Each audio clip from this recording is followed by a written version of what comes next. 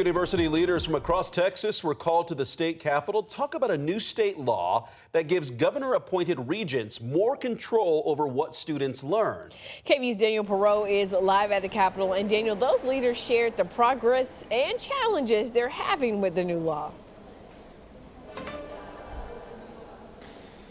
That's right. All the half a dozen university leaders who testified here at the Capitol today said that their university or college is in full compliance with Senate Bill 37. Over the last couple of months, we've seen a number of universities review the courses that they offer and also make changes and limit the discussion of things like race, gender, and sexuality inside the classroom. Under SB 37, governing boards have to regularly review universities' undergraduate course requirements and academic programs. The new law expands regents' authority over the selection of campus leaders, and it limits the power of faculty senates.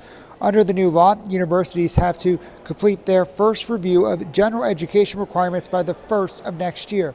Based on what they heard from university leaders today, some state lawmakers called Senate Bill 37 a stunning success. State Senator Tam Parker says it's bringing about a level of discipline to universities and forcing them to adapt to workforce needs and better prepare students for success.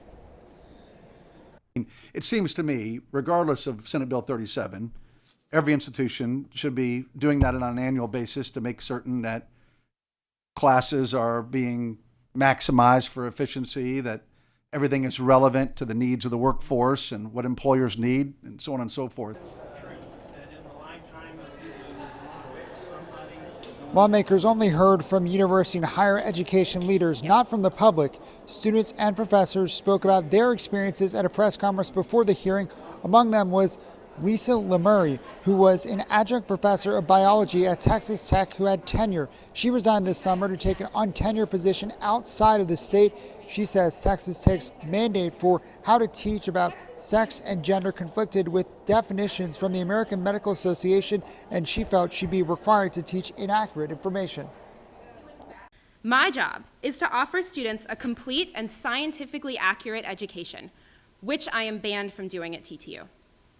My job is to conduct high-quality, ethical research pursuing the most important questions in my field, which I am banned from doing at TTU.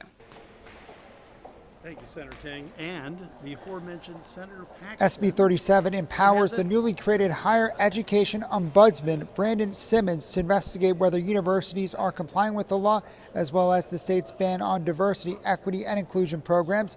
Universities can lose state funds if they do not correct violations. Simmons says his office has received 73 complaints. They've opened 2 investigations and anticipate opening 1 more. All 3 concern violations of SB 17 from 2023, that is the state's DEI law.